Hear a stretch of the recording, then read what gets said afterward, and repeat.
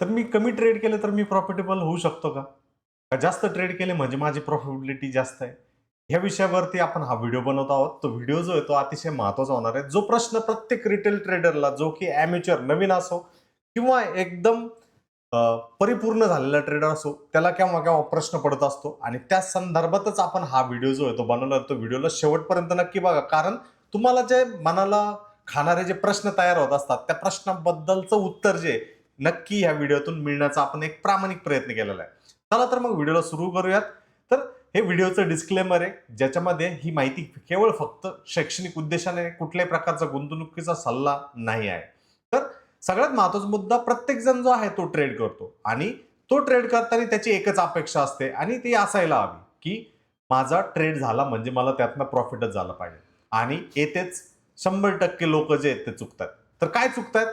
कमी ट्रेड म्हणजे स्पष्ट निर्णय आणि मोठा नफा होण्याची शक्यता जी आहे ती सगळ्यात जास्त असते. तर हा नियम जो आहे तो मनाशी कोरून घ्या. तर बघा तुम्ही, दररोज तुम्ही चार्ट बघता.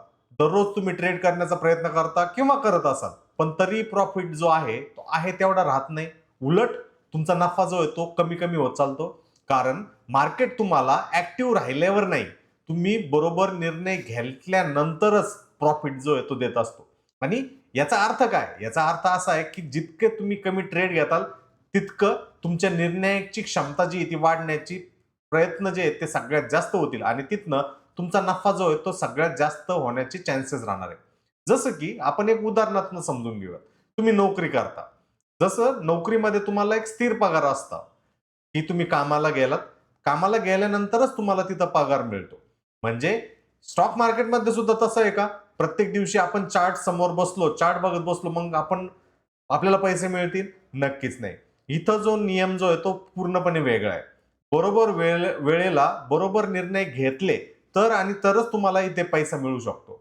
पण चुकीच्या वेळेला जर तुम्ही जास्त ट्रेड जर घेतलेत, तर तिथे नुकसान होऊन तुमचं प्रॉफिट जो आहे तो पूर्णपणे जाण्याची शक्यता, इव्हन तुमचं कॅपिटल जे आहे ते शून्य होण्याची शक्यता जी आहे तिथं असते. म्हणून बरेचसे प्रो ट्रेडर जे आहेत ते फक्त दिवसातून 1 किंवा 2 ट्रेड करतात. काही तर प्रो ट्रेडर्स असे आहेत 15 दिवसातनं, महिन्यातनं 1 ते 2च ट्रेड जे आहेत ते करतात आणि उरलेला वेळ जे आहे ते कॅशमध्ये बसतात. आणि हो, कॅशमध्ये सुद्धा बसणं एक प्रकारची पोझिशन आहेच बघा. म्हणून नियम काय आहे किंवा भाग पहिला एक काय आपला, तर प्रत्येक मूव्ह जी आहे ती तुमच्यासाठी नाहीये. ही गोष्ट तुम्ही तुमच्या मनावरती कोरणं गरजेचं आहे. खूप लोकं असं समजतात, की चार्ट हलतोय म्हणजे ट्रेड घ्यायला पाहिजे. प्रत्येक मूव्ह जे आहे ते त्याच्यामध्ये मी बसलो पाहिजे. पण हे पूर्णतः चुकीचं आहे आणि ह्या चुकीमुळेच लोकांचे अकाउंट जे आहेत ते खाली होताना आपल्याला दिसतात.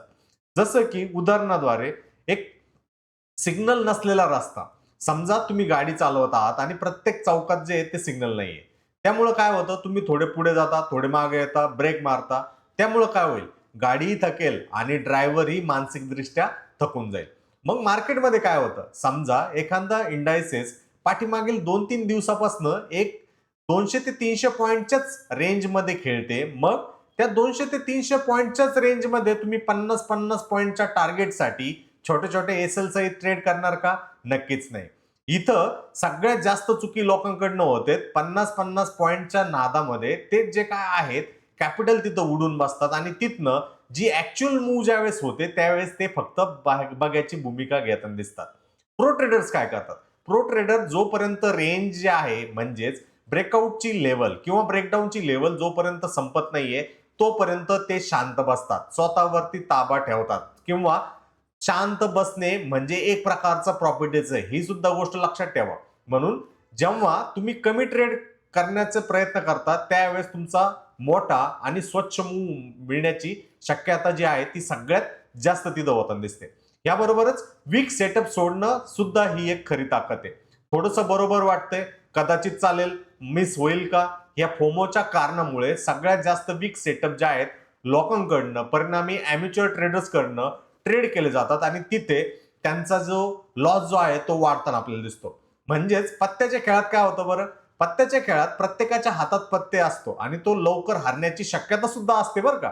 म्हणजेच हुशार खेळाडू जो आहे तो 70% 70% जे आहे तो त्याचा पत्त्याचा जो डाव जो आहे तो फोल्ड करतो आणि तिथून त्याचे विनिंगचे जे चान्सेस जे आहेत ते सगळ्यात जास्त होताना दिसतात. म्हणजेच ट्रेडिंगमध्ये म्हणजे भले ती स्विंग असो, भले ती इंट्राडे असो किंवा भले ती लॉंग टर्म असो, त्यामध्ये जर किंमत 200 एक्सपोनेन्शियल मुव्हिंग ॲव्हरेजच्या वरती व हाय व्हॉल्यूम आहे तर आणि तरच तुम्ही त्या ब्रेकआउटला, त्या पर्टिक्युलर ट्रेडला ट्रेड करण्याचा प्रयत्न करत आहात. मग चार्ट वरती काय बघणार? किंमत 200 EMA आसपास आहे का? व्हॉल्यूम साधी आहे का? कॅन्डल तर कन्फ्यूज नाहीये, म्हणजे ऑलमोस्ट सेटअप आहे. पण जर तुम्ही ट्रेड जर घेताय प्रत्येक मूव वरती तर तुमचा SL हिट होणार, मग चिडचिड होणार, मग रिव्हेंज ट्रेड होणार आणि यामुळं तुमचं जे कॅपिटल आहे, तुमचं जे अकाउंट मधले जे पैसे आहेत ते संपण्याचे चान्सेस जे आहेत ते सगळ्यात जास्त राहणार आहे. म्हणून प्रो ट्रेडर काय करतो? प्रो ट्रेडर जो आहे तो योग्य वेळी फोल्ड करतो, म्हणजे त्याचे पैसे वाचतात, मन शांत राहते आणि पुढच्या ट्रेडसाठी तो ताजेतवाने मनाने त्या ट्रेडमध्ये एंट्री करतो. म्हणून काय, वीक ट्रेडला टाळणं सगळ्यात महत्वाचं आहे. जो वीक ट्रेडला टाळतो त्याचं कॅपिटल प्रोटेक्शन जे आहे ते सगळ्यात जास्त होताना दिसतं. वाट पाहणं म्हणजे आळस नाहीये. बऱ्याच लोकांना वाटतं की आज ट्रेड नाही केला म्हणजे दिवस वाया गेला का? नक्कीच नाही.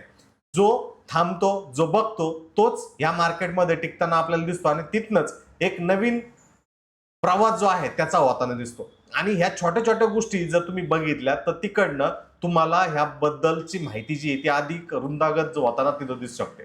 म्हणून प्रो ट्रेडर काय करतो? लेवल मार्क करतो, व्हॉल्यूम केव्हा वाढते, केव्हा ब्रेकआउट किंवा ब्रेकडाऊन होतंय त्या लेवल्स तो लिहून ठेवतो आणि एंट्रीच्या अगोदर त्याचा जो प्लॅन जो आहे तो ठरलेला असतो आणि त्यानुसारच तो वर्कआउट करतो. म्हणून जास्त मी ट्रेड करतोय म्हणजेच माझा जास्त नफा आहे, प्रत्येक मूव माझ्यासाठी संधी आहे? नक्कीच नाही. योग्य ट्रेड, मोठा नफा ही मानसिकता ठेवणं सगळ्यात महत्वाचा मुद्दा आहे आणि कॅशमध्ये बसणं म्हणजे प्रोफेशनल निर्णय आहे. तुमच्यासाठी 3 नियम लक्षात ठेवा. तुमचे फक्त 2 ते 3 सेटअप ठेवणं गरजेचं आहे. चार्ट बघताना स्वतःला विचारत राहावा, हा माझा सेटअप आहे का फक्त आकर्षक मूव आहे? शंका असेल तर ट्रेड करू नका. म्हणून ट्रेडिंगचा फॉर्म्युला हा आहे की वीक सेटअपला इग्नोर करणं गरजेचं आहे आणि ओव्हर ट्रेडिंग थांबवणं सुद्धा गरजेचं आहे. तर कसा वाटला हा व्हिडिओ? नक्की व्हिडिओच्या कमेंट बॉक्समध्ये कमेंट करा. याबरोबरच आमच्या रविवारच्या वेबिनार सिरीजला जो की सकाळी 9 ते 10 मध्ये असते त्याला जर जॉईन करायचं असेल तर त्याची लिंक व्हिडिओच्या डिस्क्रिप्शन बॉक्समध्ये दिली गेली आहे. त्या लिंकद्वारे तुम्ही जॉईन करू शकता. धन्यवाद.